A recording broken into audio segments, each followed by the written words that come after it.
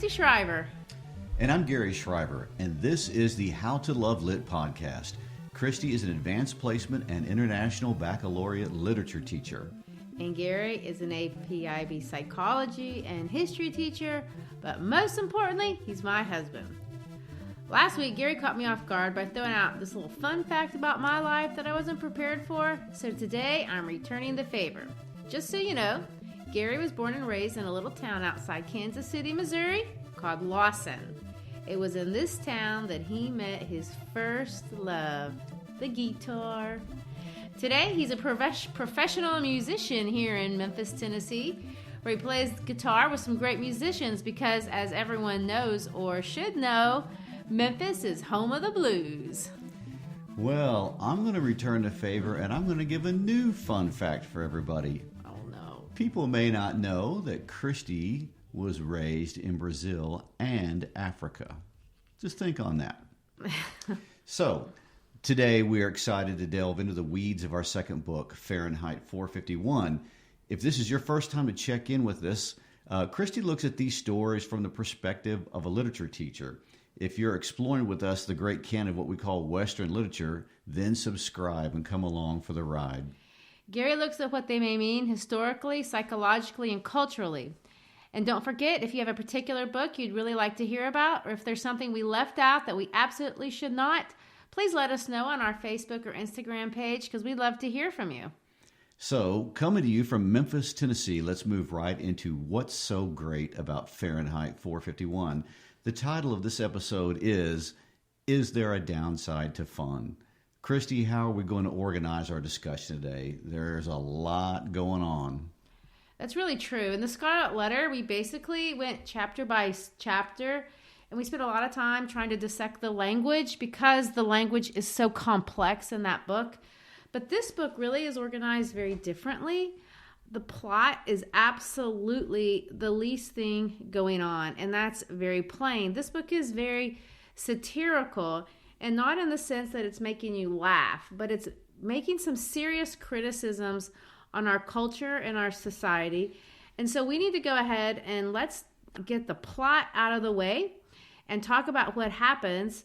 So then we can really talk about what Bradbury wants us to focus on. Let's talk about the characters and end our discussion with these big thematic ideas that really are arguments that Bradbury is introducing, these really crazy and prophetic ideas that he seems somewhat whimsical and flippant about, but they're really deep. When we left off with the last chapter, the big question for Montag was, are you happy? Montag scoffs at the question. He chafes at the question. He's having to deal with happiness, which is an abstract idea, and it requires self-analysis and introspection, all of which he's incapable of at this point. So anyway, after his meeting with Clarice, he comes home to Mildred. Mildred's asleep in the icy cold bedroom. She has accidentally, at this point, overdosed on sleeping pills, and he's going to have to deal with that. There are jets tearing overhead because there's a subtextual theme of a war going on in the background. This we'll get more into later on.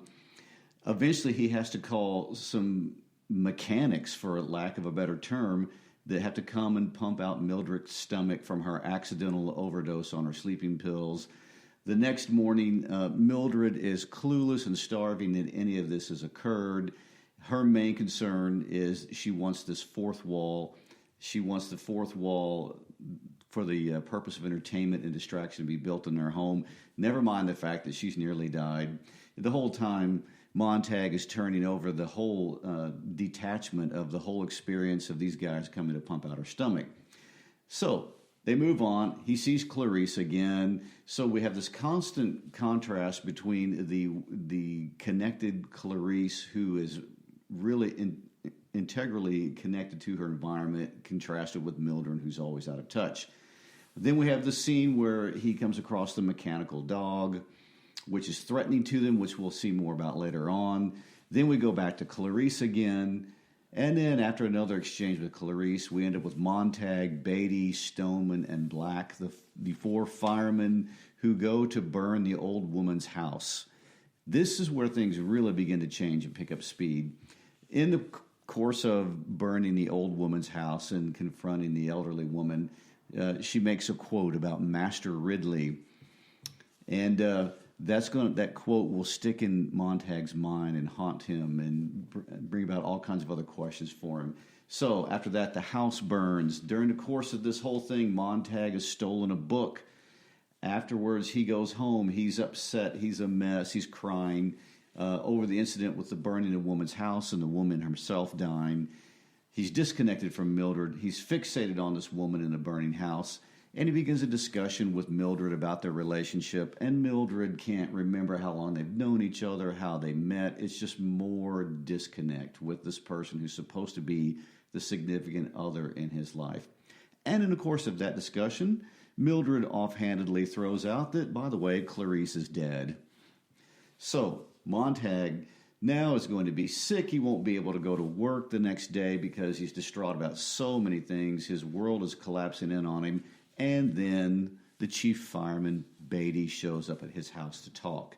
And the conversation with Beatty is where everything begins to get interesting and where all the themes emerge. That's basically what happens. So, plot-wise, he meets a girl, talks to her a couple times, burns a woman, upset, goes home, talks to his wife, doesn't want to go to work, boss comes. Okay, if we want to condense it, as they do in Fahrenheit 451. Yeah, but there are, and you kind of hinted at this along the way, there's lots of stuff that we're supposed to pay attention to. And of course, the most obvious is the fact that Clarice and Mildred are absolute foils. And really, it's because that they're so opposite that we see this awakening kind of going on in Beatty's mind and his heart. And he meets this little girl, and she's not like Mildred, and he wonders what's different about her. And then we as readers are supposed to notice what's different about her.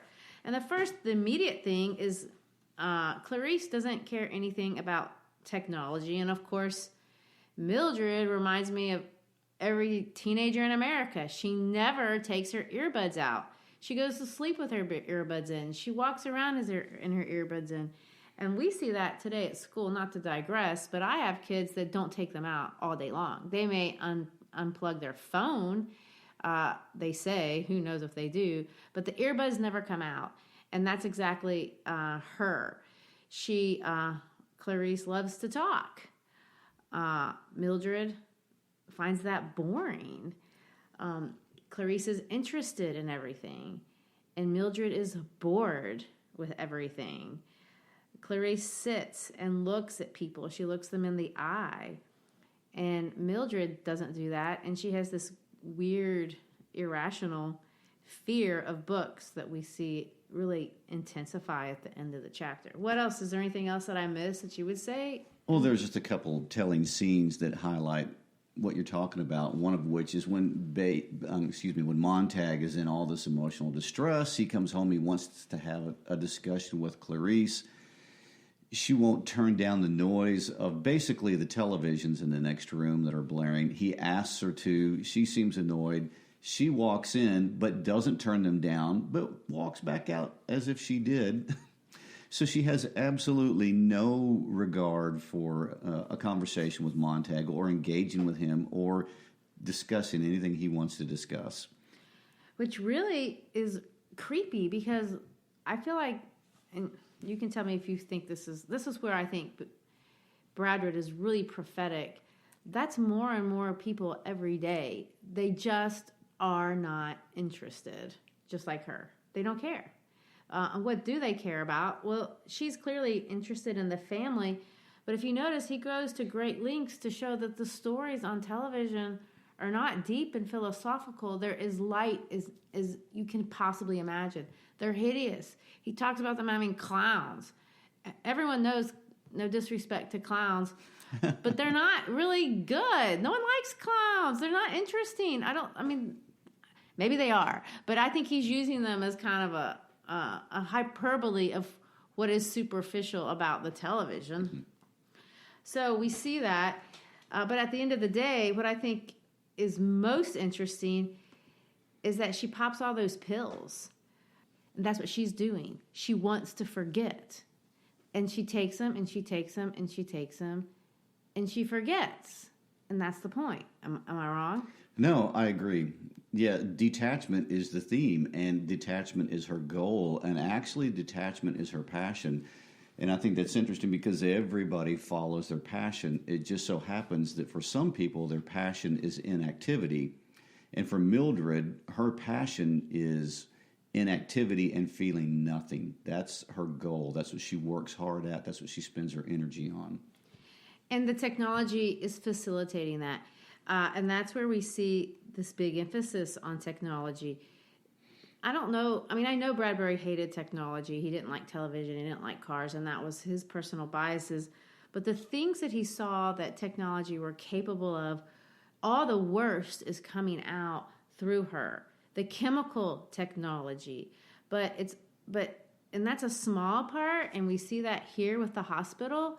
And it's clearly, they're trying to say that it's clearly pervasive. There's not even doctors. They just have a little drive-by dude that comes by and basically cleans out your stomach and your blood, which is interesting because you're pretty soulless, and they put someone else's blood, and it doesn't matter because everyone's blood is the same, but that's another point. But the other technologies are enabling people to be their worst versions of themselves in a way that maybe you couldn't have done in a more connected place that required more effort to live. Well, along those lines, what makes great literature great is the whole idea that they tap into some part of the human experience that lots and lots of readers identify with. That's why you talk about the plot not being as important as the themes.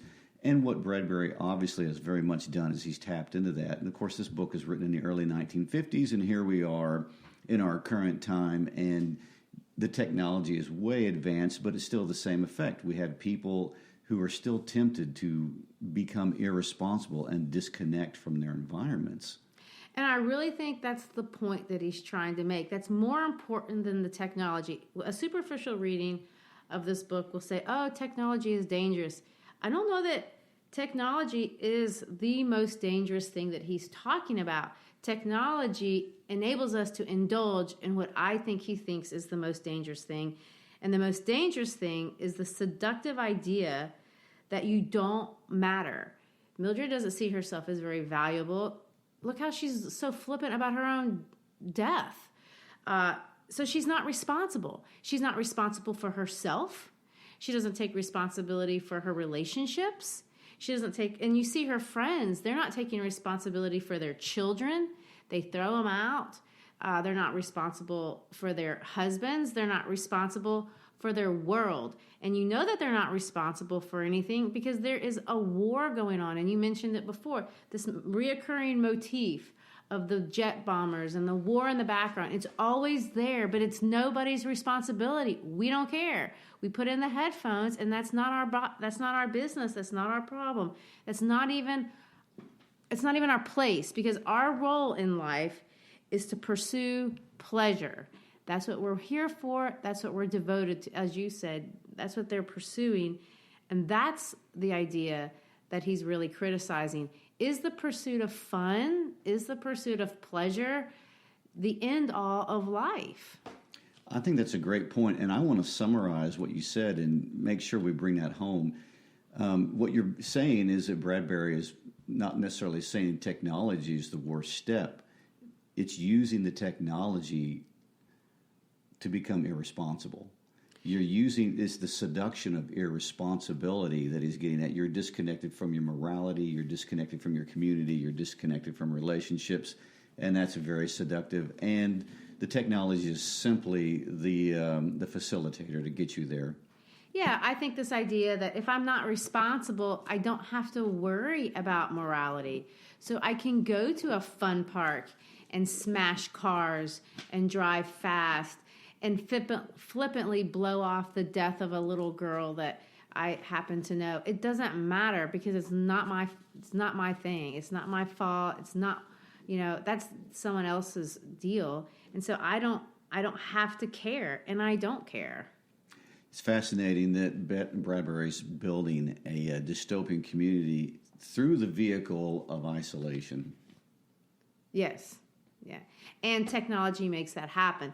So we see Mildred kind of personifying everything that's yucky, and you're not supposed to really be seduced in the way that she is. You're Montag. You're questioning. You're supposed to say... You as being the reader? Yeah, you as the reader are supposed to say, I don't know, this feels off. But yeah, you don't really judge it entirely, because there is good things about it, and there's a lot of things about it that we honor and we really do value in our culture. He kind of hates on sports a little bit, and I love sports. He hates on, which I find super interesting, technology in the classroom. In their schools, they have 4 hours of film teacher. So it's really technology driven, and we're supposed to be, every year I have to have lessons on more and more and more technology. Use more of it. And that's considered to be a good thing. And it's not a bad thing. I mean, he says it is, but it's certainly something to discuss. It's interesting what you said about technology in a classroom. For anybody listening who is not a classroom teacher, we cannot explain to you the depths to which we have been drilled on to include technology. We have people who just really believe that technology is the answer to everything in education. And at the end of the day, it's not. At the end of the day, it's people investing in people, and that's how people move along academically.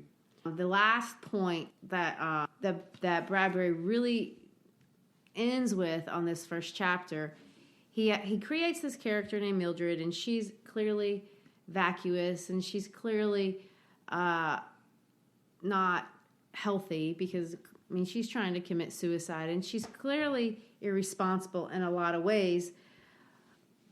But she's the product of a particular environment. And the environment that she's a product of is the environment that we all live in and that we all enjoy. And there's things about this environment that we all, really, to be honest, really can't do without. And so he ends the chapter with this guy coming in, and he's going to make the case that the way that the world is good. And then he's going to tell you why it's good.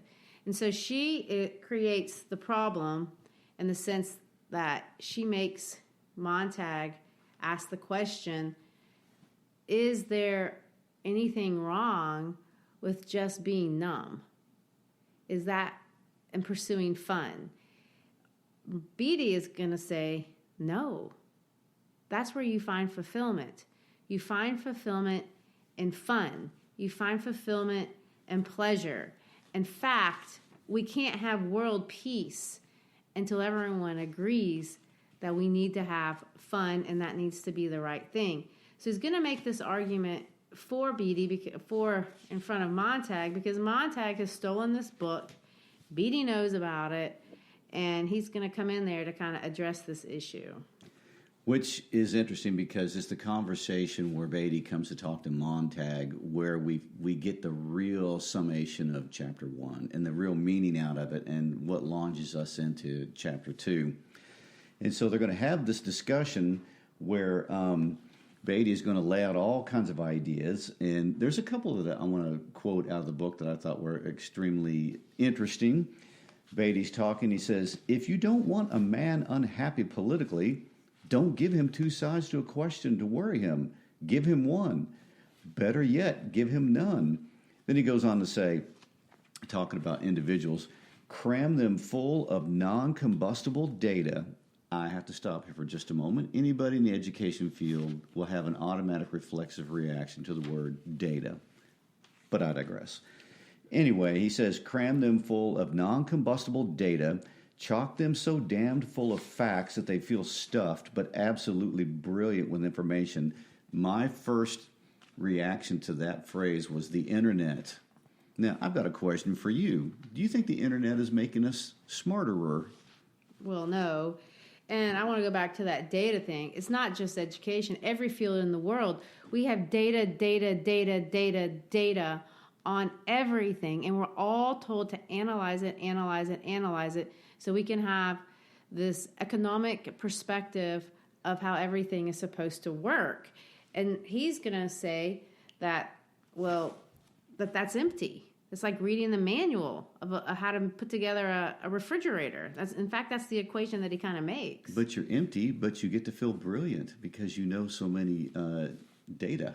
Yes, you know numbers and facts and stats and all those kinds of things. Then he goes on to say, then they'll feel they're thinking. They'll feel like they're thinking. They'll get a sense of motion without moving. Don't give them any slippery stuff like philosophy or sociology to tie things up with. Anyway, he says it just leads to feelings of inferiority, and we just can't have feelings of inferiority. Oh, no. And you talked about, you referenced the internet. I think he kind of references Twitter. Of course, he didn't know about Twitter because he says, we had a book. Then we cut it down to like a 2-minute book. Then we cut it down to a column. Then we had to have 2 sentences. Then we had to have a headline. Then we had to have in midair. So basically, all we have to have are like minute air modules, which to me, that's Twitter. And he said, everything, digest. In other words, condense information. School is shortened. Discipline is relaxed. Philosophies, histories, language dropped. That's what we have. We have very little philosophy, very little literature. It's all science, techno stuff. Get the how to, not the whys. And he says, why learn anything save pressing buttons, pulling switches, fitting nuts and bolts? Let me fix this. And of course, that's where we at as a culture. And he's going to say that's where happiness lies. He's going to say not everyone is equal on the outside or what they look like, but they can be made equal on the inside by taking it all out. And that is a very important point and something that will get developed in chapter 2. That whole concept that the goal is to make everybody identical and conformed and equal on the inside for the express purpose of not having any type of confrontation or conflict. And Bradbury introduces this, I think, really symbolically earlier in the book because he has this motif of snakes, and you may not have noticed it. He has an adder and a cobra and a snake, and I told you that archetypally that's a symbol of renewal. And the snake is what's going to come in and drain all the blood out of Mildred and put new blood in her. The idea is we're going to take out somebody else's blood, put in your blood, and it's all interchangeable because on the inside, we're all the same. It doesn't matter what you want to like. We're going to make you want to like what we want you to like because if we all agree, then we can all be happy. Yes, and all of that conformity and identity is being done for the goal of happiness. And it's so important that Beatty is going to talk to Montag and basically tell Montag, we're heroes for doing this. He says, we stand against the small tide of those who want to make everyone unhappy with conflicting theory and thought.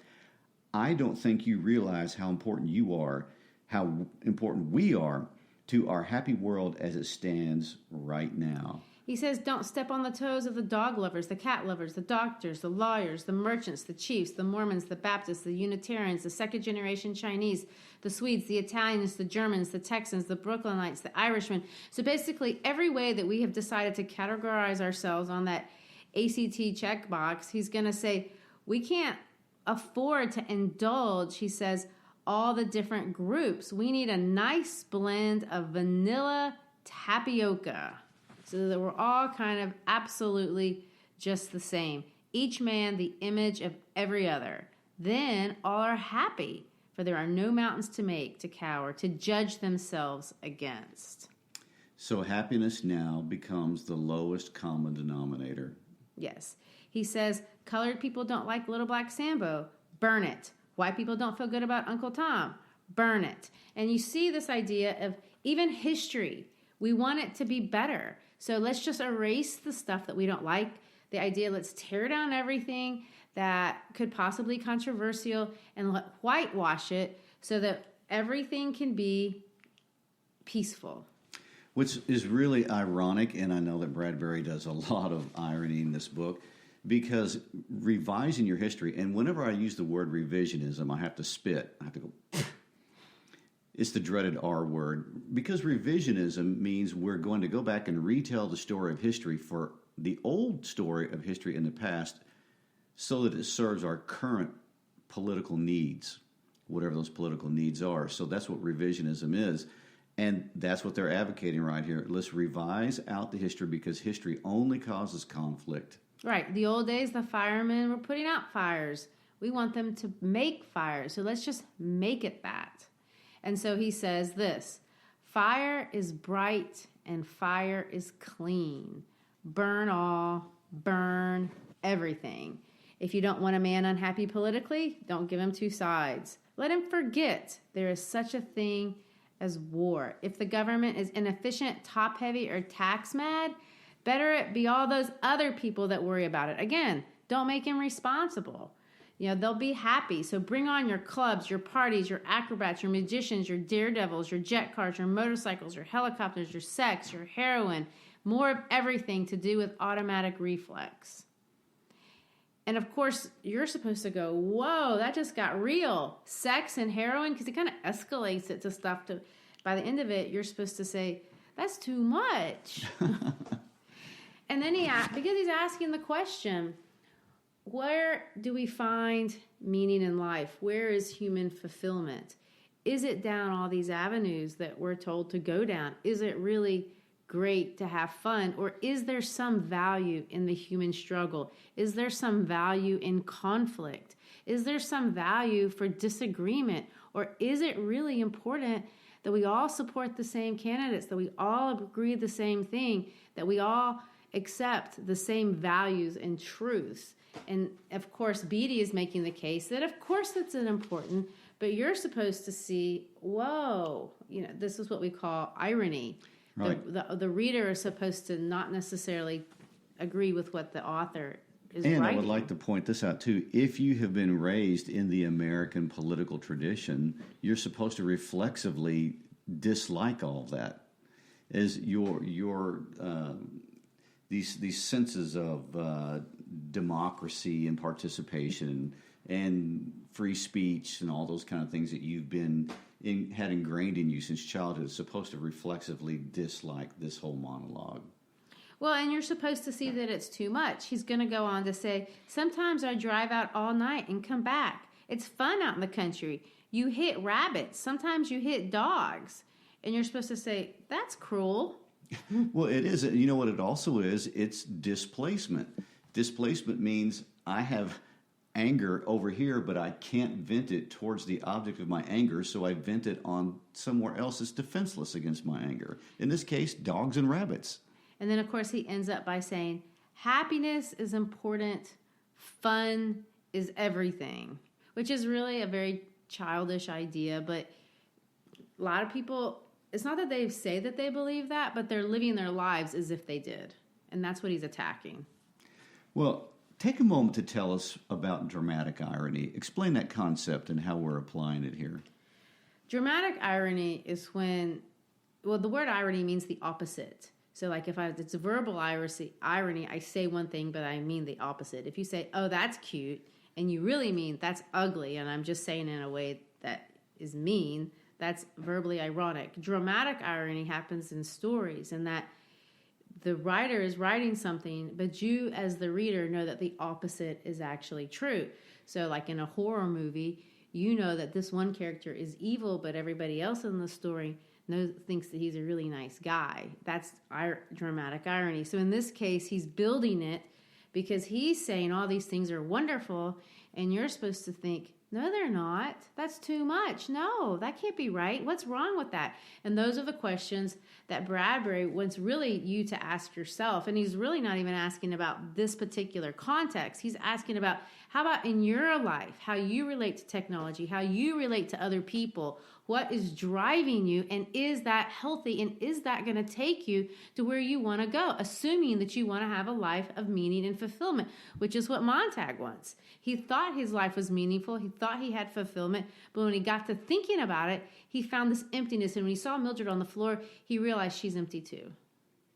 Well, interesting thing about Mildred, I want to bring this up before we move on. Mildred, and this is a little bit going back to the beginning of the story, where Mildred wants the fourth wall, and she calls it the fourth wall Now, people who are in theater know what the fourth wall is. The fourth wall in a theater production is the audience.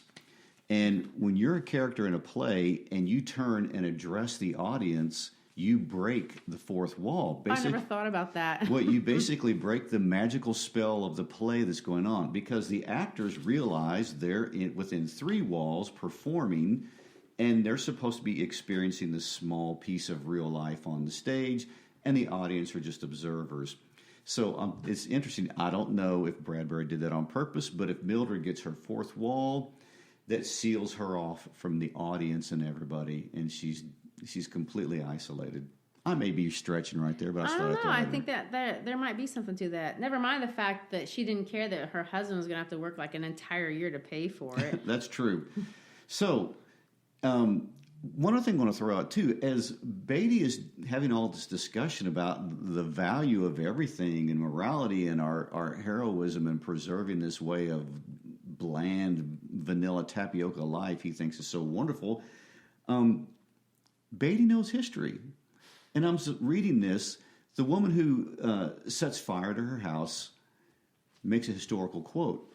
And it was new to Montag, but Beatty was like, oh, yeah, that was from such and such. This was a guy that was burned at the stake as a heretic. You're talking about the Master Ridley quote? Yeah, the Master Ridley quote, where he says they were being burned at the stake. And we shall this day light such a candle by God's grace in England, and I trust shall never be put out. Yes, and that was from 1555, okay? And at one point in the book, we're about 2022, I think, and maybe in the next chapter somewhere there. But anyway, I want to point this out. It really caught my attention that Beatty knows history. You don't know history unless you're reading. And in any dealing with history has no meaning until you're able to deal with the abstract and able to compare themes and change over time and things of those nature. So Beatty just gave away to me that he's got more access to something that Montag doesn't have. Well, there's always the people in control, and I think he represents kind of the powers to be. And I find this true in every power dynamic, in every relationship. You really can't control somebody unless you know more than they do. And the thing about the internet, it feels like you have a lot of information, but you really don't. If you look at, like in our country, Fox News and CNN, they have the same stuff. You don't see a lot of diversity of views, and there's a lot of data but less ideas. This guy wants to keep them himself. So yeah, I feel like he's reading, he's studying, he probably knows about the war, but it's not in his interest to let anybody else know because he'll lose control, and control is important. He's the one that's programming the mechanical hound, which is, the way that the government is going to enforce control. It's not needed. They're going to point out even a little bit later that, that's more of a spectacle, but they do have that power, and they can come in when they need to, and they do come in when they need to, and nobody even really cares. And I think that's kind of what disturbed him about the woman that was dying. She was willing. Why did she care so much? And that's why he started to think, and really I think he kind of overplays the importance of books. He thinks they're magic, and they're not. And Bradbury is going to suggest that they're not, but he thinks they must be, because why else would you give up all this other stuff for something that doesn't seem to have any kind of value at all? Well, what we have is a woman of passion willing to die for something in a whole sea of people that are passionless. Not hard to stand out. And I want to point out all the other firemen completely ignored her and wrote her off, but for some reason there was something inside Montag where it appealed to him, this idea of passion and this idea of purpose and this idea of connection. So I want to throw out a couple of last ideas here as we begin to wind things up.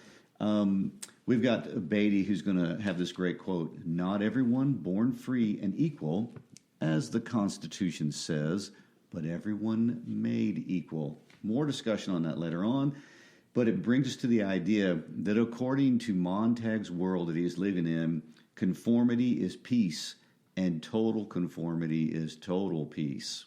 You have any concluding thoughts for us? Yeah, I think Bradbury is, again, there's some irony there. He's introducing this idea as if this is truth, and you're supposed to say, I don't know, something about that seems wrong. But yet, if you look at the way we live our lives, there is so many forces out there that want us, that are forcing us. It's embarrassing if you don't like what everybody likes. It's embarrassing if you appreciate a candidate and value a voice that's independent than the ones that everyone else seems to have. And so there's so much social pressure. He's talking more than political pressure. This isn't really a political book as much as it is a social book. The social pressure to conform is immense, and he's drawing that out. And the argument is, well, we'll just have more fun if we can agree. And thus brings us to one of the main themes of Fahrenheit 451, which is this pressure to conform, which is the element of the human nature that has made this a classic piece of literature. So we began today by summarizing the plot of Chapter 1, going through it very quickly, but we spend most of our time talking about the themes of the book built on these discussions between Montag and Beatty, and the meaning of life and the meaning of not life and all those kind of things. Those are the important literary and psychological highlights.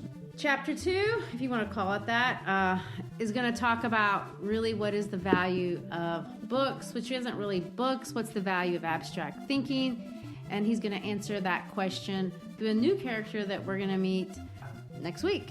Okay.